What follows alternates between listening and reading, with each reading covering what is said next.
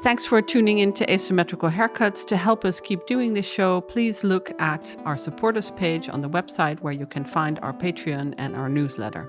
Yeah, that's where we discuss our War Criminals book club. We do reviews, and just for the price of a cup of coffee, you can support us. So one thing that's really great about the African human rights system is that civil society organizations can actually request advisory opinions, and that's something very rare. No one can act with impunity. These are crimes that are beyond the pale. We are talking about human beings. We're not talking about numbers. We need a court. That's as simple as that. This is Asymmetrical Haircuts, your international justice podcast with Janet Anderson and Stephanie van den Berg. All rise. Hi, Janet. Hi, Steph. There are many courts that we don't cover regularly, which of course we'd like to, but Well, time, resource. But I thought we'd better pull up one of them today that we don't do very often, and that's the African Court of Human and People's Rights.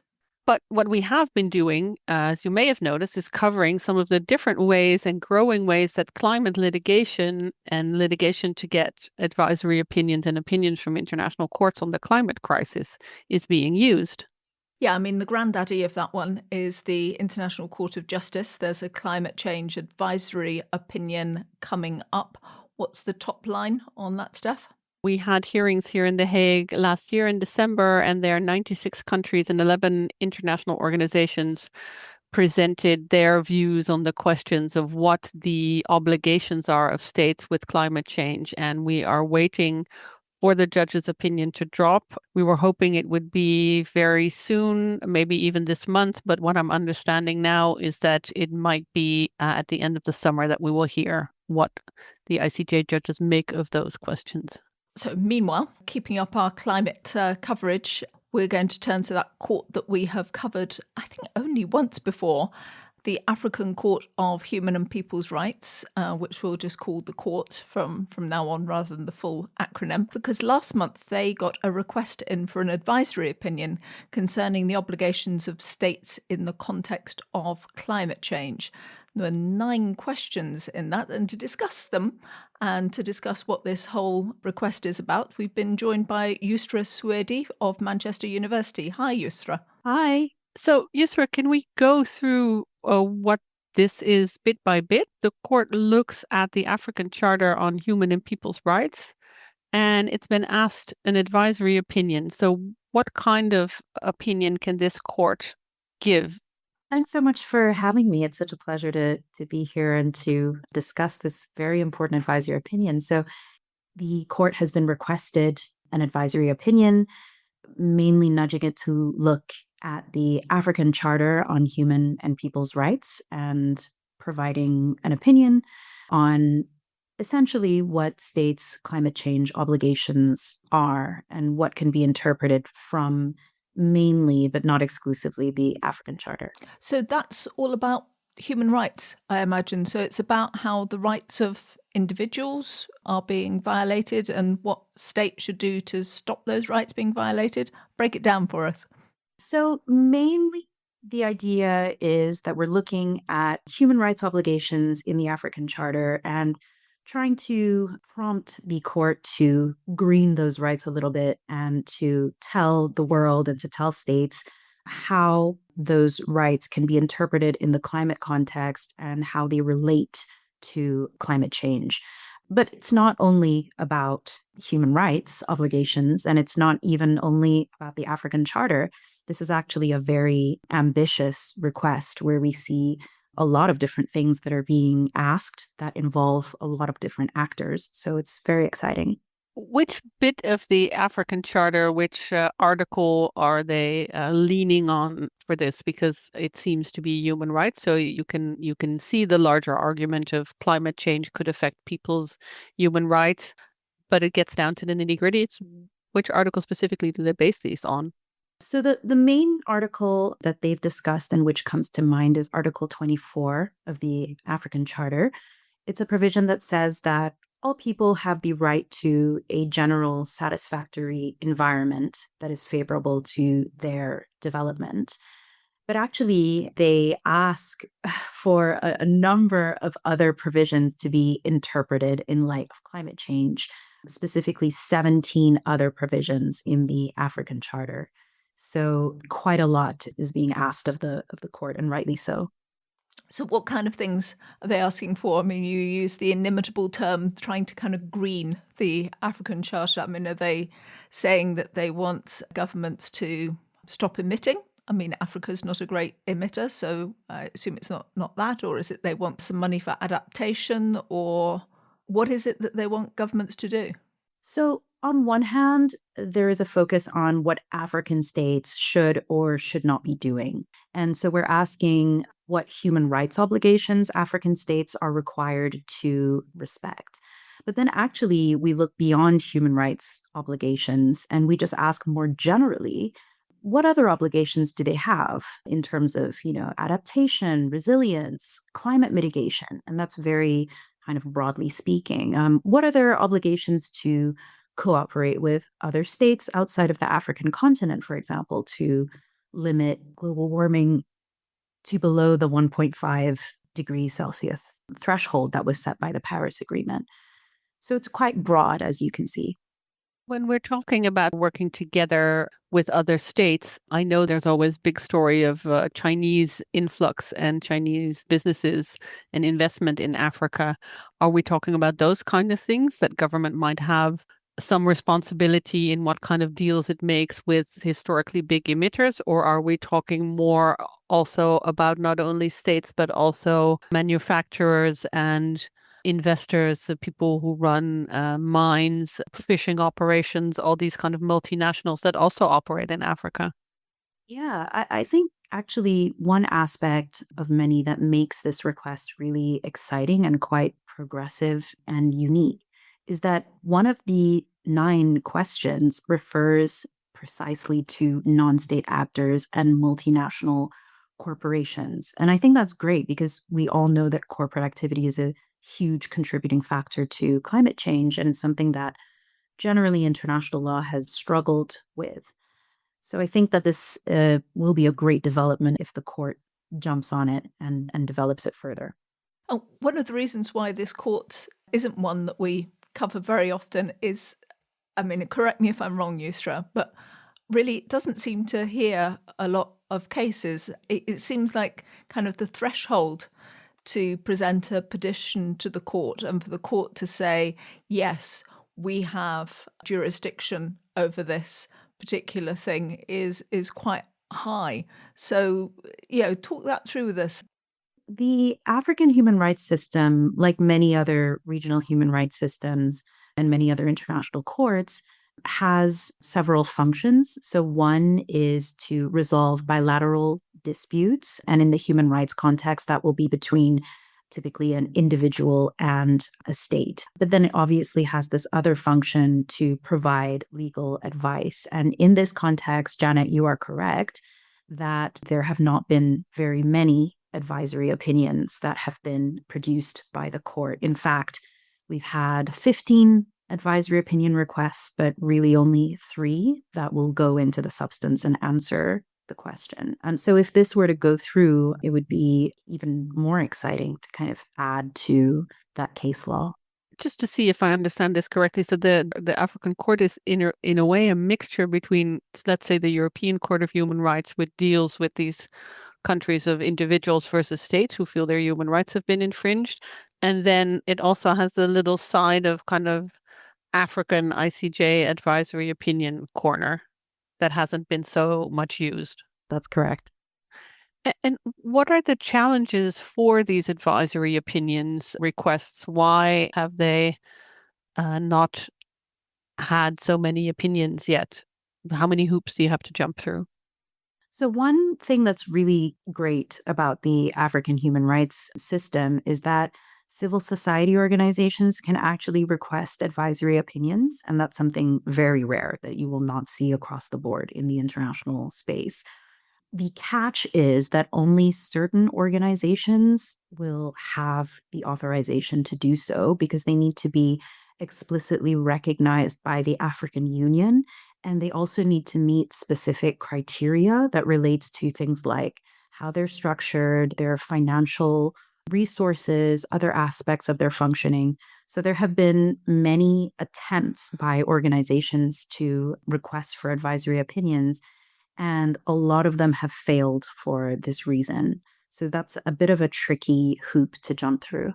And in this case, it was PALU, the Pan African Lawyers Union, as far as I remember, and some other civil society groups from South Africa, as far as I looked into. And I was listening to one of their representatives talking about the amount of work that they did beforehand on this. And it just looked like they consulted massively, but then at the end of the day, it's kind of this small group of civil society representing a much larger group of people with PALU because they've got standing. Am I summarizing that reasonably correctly? That's my understanding as well. So since at least 2023, maybe even earlier than that. That's when I got wind that there was this mass initiative to prepare this petition.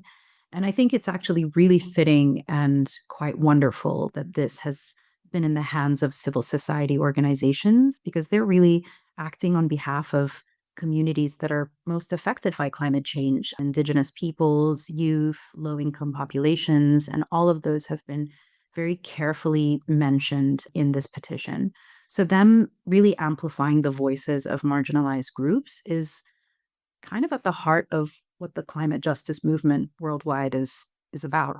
When you talk about that worldwide movement, how does this request kind of fit in with what I maybe would jokingly term the pantheon of other requests like this we've seen? We have one at the Inter-American Court, which is also kind of a regional approach. Then there was the ITLOS, the Law of the Sea opinion last year. We've already mentioned the ICJ. How does this kind of tapestry fit together? Do they all coordinate? They refer each other?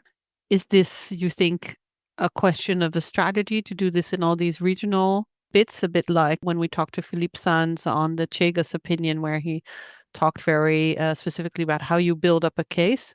Do you think this is all part of one overarching strategy, or is it people latching on to something that already exists? Do you have any sense of that? I think that was probably inevitable that the African court would also have its moment to answer these pivotal questions that everybody wants to know at the moment about what states' obligations are in the climate context, particularly given where we are in the climate crisis.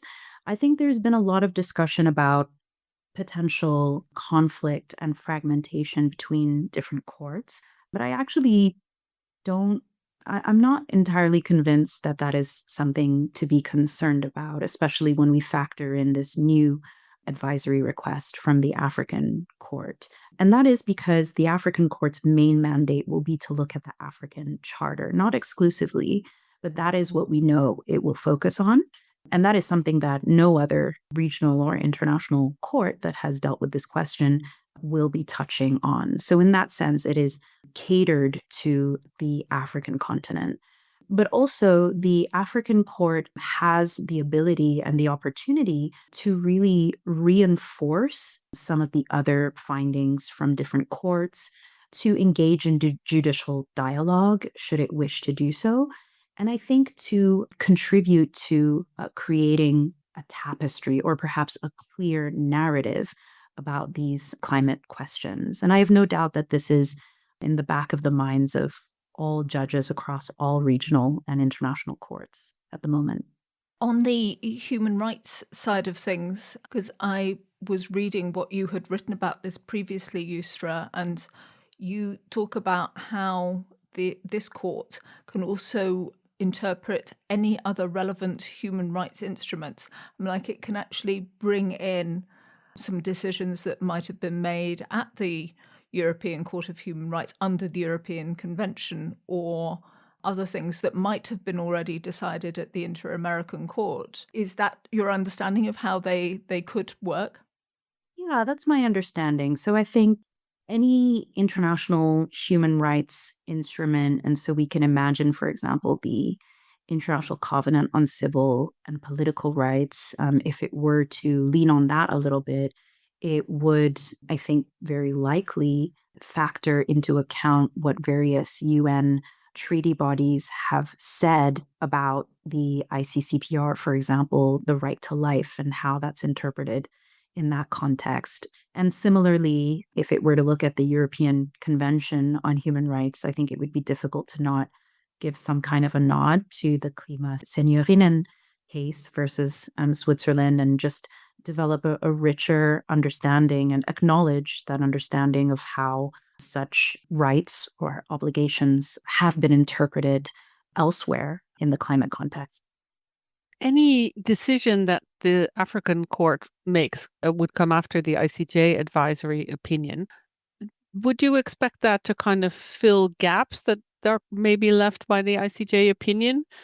I know a lot of African countries and global South countries asked for the court also to look at reparations and vulnerabilities and different responsibilities and capabilities in countries. The ICJ, we know, it tends to be very kind of formalistic and keep to the treaty and doesn't like to kind of draw in other cases, but likes to keep kind of insular to itself in its decisions sometimes, or at least that's my interpretation. If they can find a narrow way to interpret something, they probably will.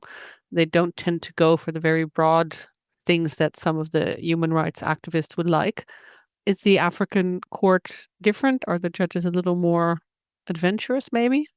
So you're right that looking at this request in the broader context of what's been going on makes a lot of sense. And only in December 2024, we had the ICJ advisory proceedings. It was very exciting. We had over 90 states, various organizations coming before the court to answer what is essentially a very broad question. And so while it has the advantage of being a sort of catch-all and enabling different states and organizations to ask the court to pay attention to aspects that certain countries or certain regions consider to be important, the downside is that it's very difficult to guess which direction the court might go in answering these questions, and what it might give due attention to and what it might choose to not really address. So we had 12 African countries participate in the ICJ advisory proceedings. We also had the African Union, which is really important to mention. And you're right, there were discussions about reparations, about debt cancellation that's very relevant to African countries. And of course, as you mentioned, the principle of common but differentiated responsibilities and respective capabilities, quite a bit of varying opinions about how to understand that principle. So, assuming that the ICJ might not fully address those issues, or at least not to the extent desirable by African states and in a way that would be helpful for African states, especially from a human rights angle, then I think that this advisory opinion could definitely fill some of those gaps, and in that way kind of add to the conversation and provide African states with hopefully the information that they need to essentially carry out their obligations and comply. And just sort of pedal forward for us, Yusra, if this does get accepted by the court, that they say, yes, we'll do an advisory opinion on this, how does that work from here then? Do they take written documents? Do they hold hearings? Can NGOs provide information? Can any individuals? How does it work?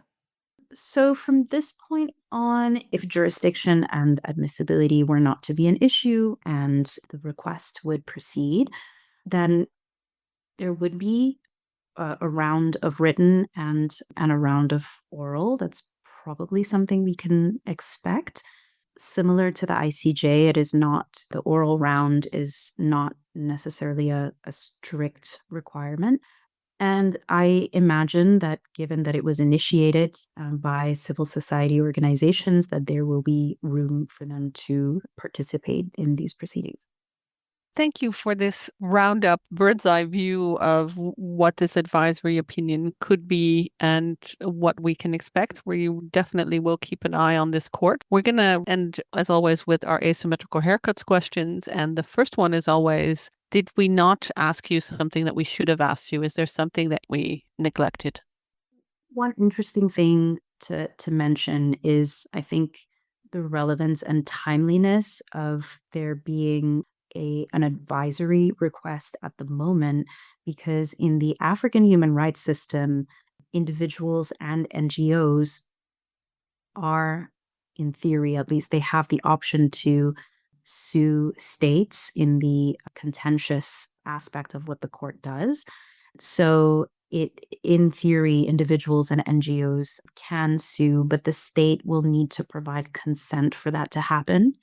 And what we've seen over the last couple of years is actually a lot of pushback and backlash, and many states actually opting out. So, where they provided consent at one point, they are now starting to withdraw that consent. So, we've seen Benin, Rwanda, Tanzania do that. The Ivory Coast did that. And I think only 2 months ago, Tunisia did that as well. So I think having this initiative on the advisory end pull through would also indicate that NGOs are still relevant and they still have ways to engage with states. I think it would really empower and reinvigorate communities and civil society organizations and the causes that they're championing. Yusra, we like to ask legal geeks like ourselves for their favourite court case.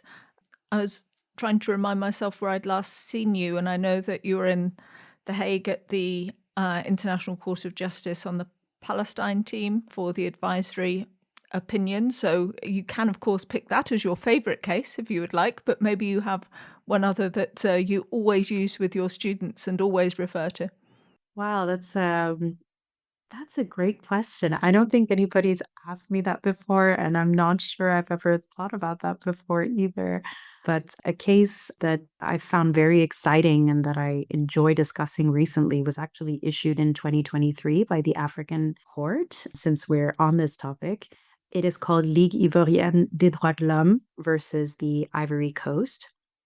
And it's a case where several NGOs sued the Ivory Coast for failing to uphold various human rights obligations in light of a oil spill by a corporation that caused severe environmental damage, health issues, and human rights violations to many people in various sites in Abidjan in the Ivory Coast. So, a very important moment for corporate responsibility and climate change, and that I also hope that the African Court might build on in this advisory opinion if it goes through. Thank you. That sounds fascinating. I'm going to Google this right after we finish this podcast to figure out what happened there.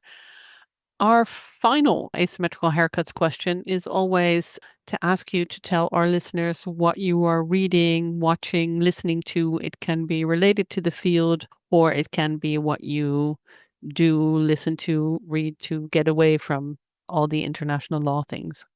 That's a wonderful question. Well, the last book that I just finished reading is called Dream Count by Chimamanda Ngozi Adichie. You may have heard of her. She's a fantastic Nigerian author who really has such a gifted way with words. And it's a wonderful story about four women who are all related in some way and them navigating life in many ways. It's beautifully written. That sounds lovely. Thank you so much for the recommendation. Anything that you have in your podcast queue that we should be listening to and are not yet? Recently, I've really enjoyed listening to The Diary of a CEO with Stephen Bartlett. He has some really interesting and inspiring guests on his show. Thank you so much for being an interesting and inspiring guest on our show. We really appreciate that you took the time and explained this little corner of a court that we don't really deal with enough. And we're very grateful that you took the time to go through the kind of basics with us. And we hope that you'll come back when this case develops so you can keep us up to date about what's going on. It would be my absolute pleasure to come back. And thank you for having me today.